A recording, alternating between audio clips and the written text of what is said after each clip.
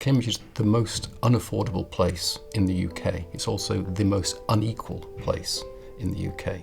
At the moment, I think, when you look at homeless people in every other shop entrance in Cambridge, when you look at the situation of young people, about the spiralling use of the food bank year on year in Cambridge, it's clear that this is growth for some in this city, but certainly not for all.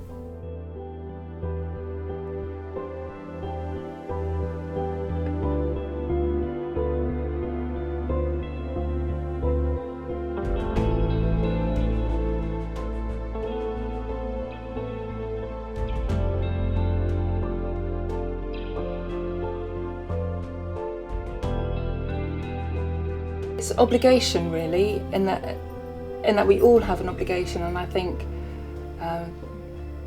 the more privilege that you have, the more obligation that we have and responsibility that we have as individuals and as organisations.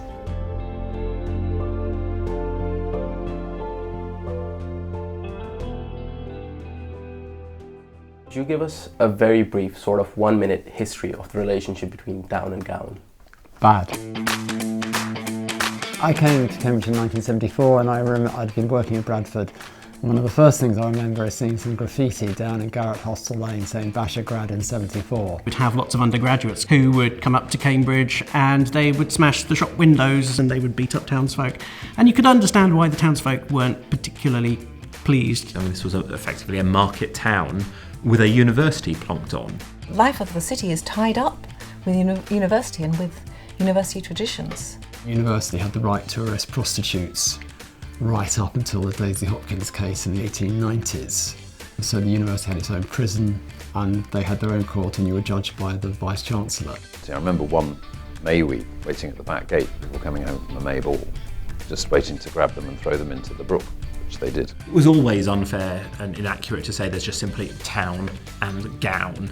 So it is a complex dynamic. You can almost touch that bit of the past.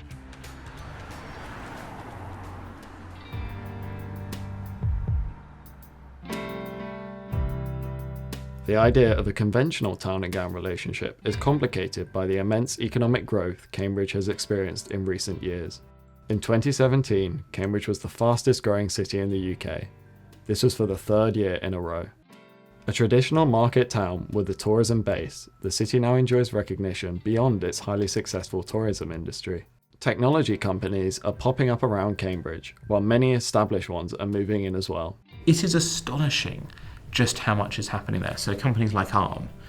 Last year there were more ARM chips shipped than there are human arms in the world. Now that is a phenomenal thing for a small town, basically, to be able to do.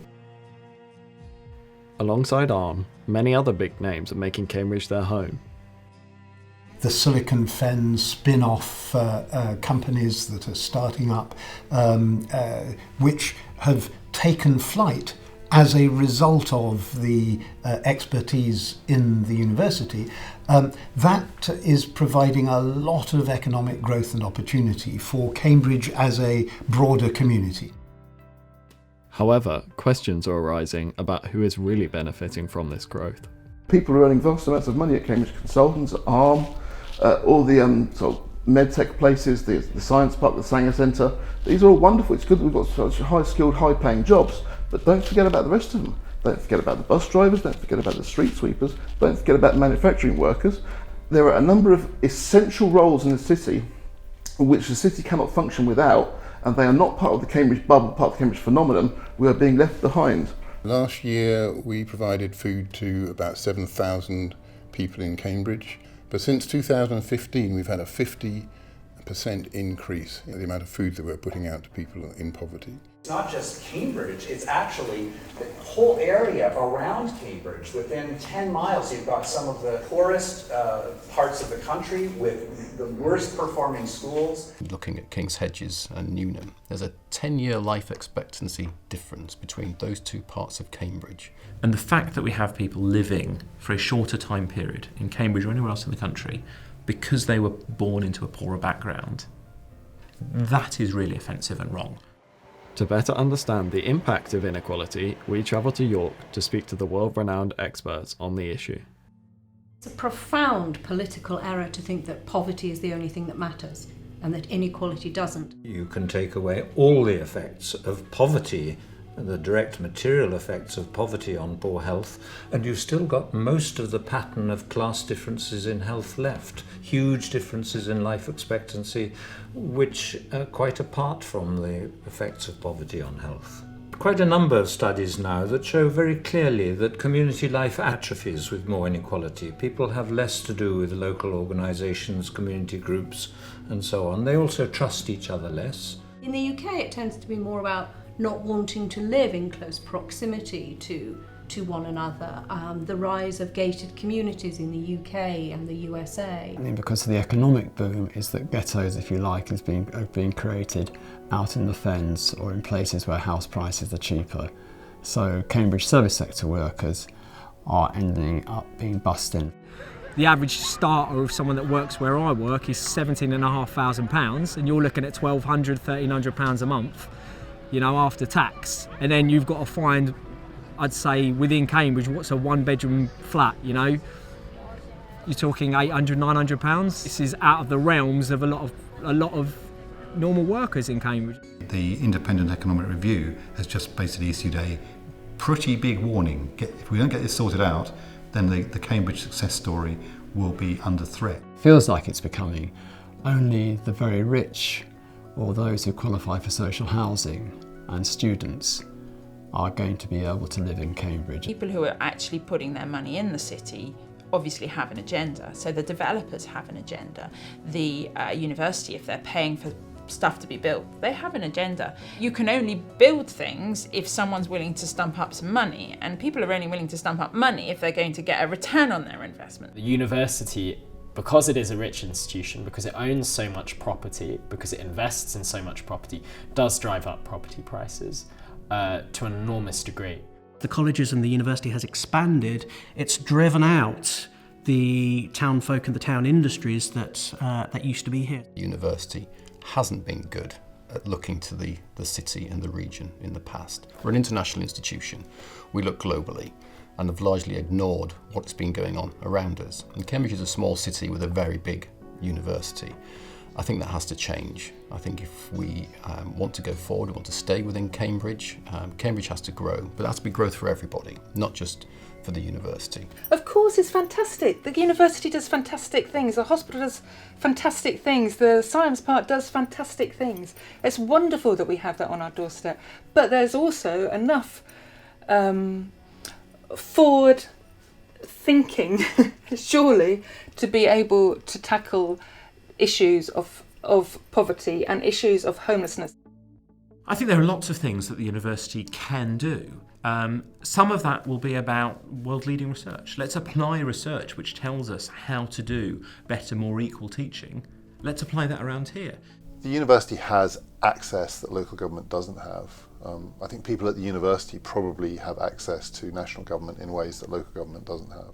Many of the colleges are sitting on land within 30 miles of Cambridge. That could be allocated just for affordable housing. They don't have to sell it to create mansions. They could be selling it and building, like Peterhouse is doing in a place called Streatham, which is allowing affordable housing to be built. As the two colleges who have played a fundamental part in the economic growth of the city, own huge parcels of land, and have a combined net wealth of £2.18 billion, we were eager to talk to Trinity and St John's colleges. Unfortunately, after some initial correspondence and sending them our questions, they were unable to fit us into their busy schedules. Much like most of the top management, the Vice-Chancellor was also unable to fit us into his schedule. However, we were lucky enough to catch him at the open meeting. Cambridge has been ranked the most unequal city in the UK 2 years running now. Does the university hold any responsibility for actively trying to combat this? Yes. And we're trying to. We're working with the council. I meet regularly with the leader of the council to look at questions around, as we talked about earlier, housing costs, to look at transportation issues. We're part of something called Accelerate East. We're actually the lead on Accelerate East, which is an attempt to try to figure out how to upgrade educational opportunities. We discussed the university's efforts with the leader of the Cambridge City Council.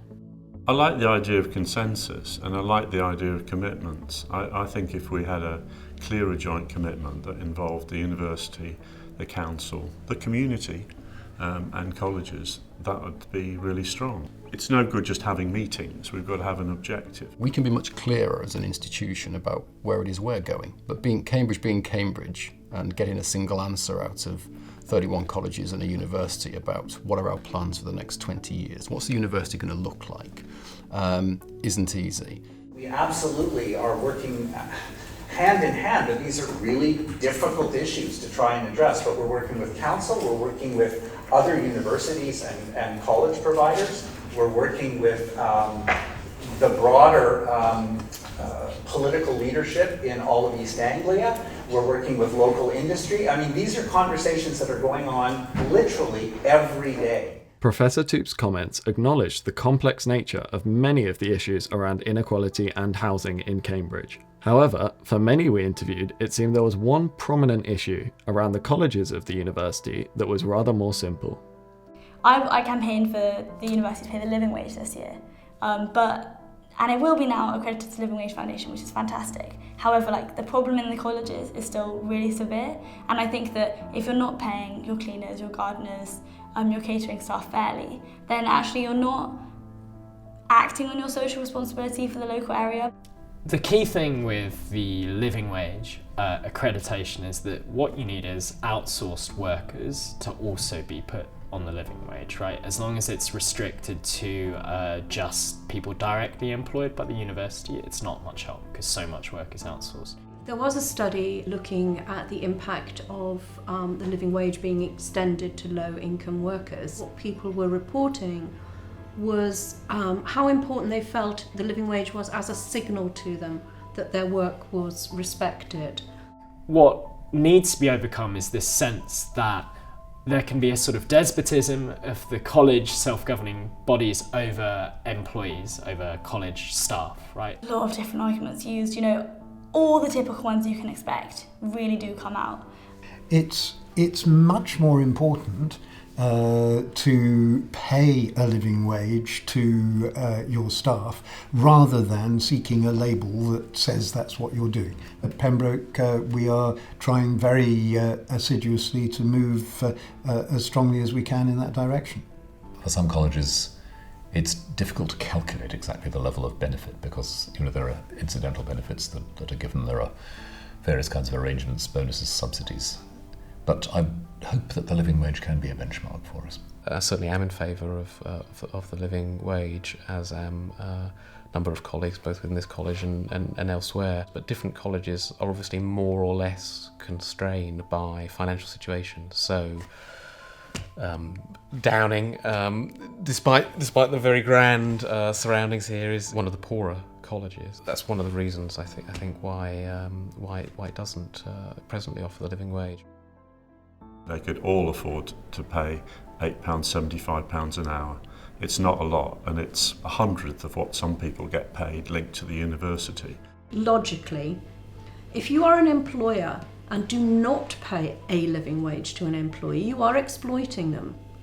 And to pay less than what people can live on properly, it is a kind of exploitation that we should be way beyond in the 21st century. We cannot have a two-class Cambridge, and we've got to have a city that's fair. But I do wonder whether there is something positively dispiriting or demotivating about living in a town which is celebrated as being, one of the great intellectual hubs of the world, full of people who seem to be doing terribly well. You've got this whole, not just university people, but a whole plethora of people with disposable income going to all the cafes and restaurants and shops that there are. I mean, this is where the notion of sort of aspiration and trickle down and all that kind of stuff is such a nonsense, really. Well, the reality is that people always live in bubbles. It doesn't matter whether you're a student or you're in work or you've got a family or whatever it is, people live in bubbles. And people tend to try to exclude from their bubbles those things they don't want to see or they don't want to know. And people don't see it. When you visit the city, you don't see it. If you're a tourist, you don't see it. If you're a business visitor, you don't see it. Perhaps if you're a student, you don't see it. But it's really there. It's all well and good to be internationalist and be a globalist and think in that way, but I think that it's just not very intelligent to think that you're being this shining beacon of hope for people when you can't even do that in your own city. We're not encouraged to view Cambridge as a city. We're more encouraged to get involved with the colleges, the libraries. There's a whole microcosm, everything you need within the very centre of Cambridge. And it's quite rare that students venture outside of that. We in Cambridge, in any, I think, university setting, have these huge blind spots, things that we don't recognise and don't see.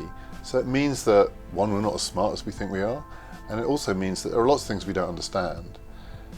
And the danger for us is that we don't know we don't understand. I mean, my feeling is, frankly, we spend too much time in Cambridge worrying about our connections with San Francisco and Singapore and, I don't know, Paris, than we do our connections with Peterborough and Luton and March. And those connections with San Francisco, they're going to happen anyway. Most people who live in Cambridge probably have a better idea of what life is like in San Francisco than they do what life is like 10 miles down the road. Mabels, for example, really alienating and quite grotesque signifiers of the inequality of opportunity that exists in our society more broadly and in Cambridge. There was one statistic from a former secondary school head teacher who said that about 30% of his secondary school students had not been outside of their council ward and so hadn't seen anything of Cambridge University, even though Cambridge was their hometown. If a person lives in a town or a city where they don't feel that it belongs to them, I think it makes everything more inaccessible. I think the problem now is not tension but indifference from the town.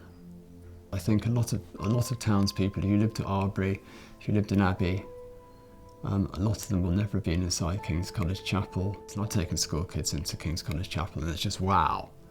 I've taken my road sweeping colleagues in and the same thing, wow. But they don't think they can go in. There's some sort of price barrier around it, or there appears to be. And they tend to think that that side of town, the King's Parade side of town, isn't theirs to go to. Do I think it's a problem? Well, obviously it's not a problem in terms of people bashing each other up or destroying property. I think it's hugely sad.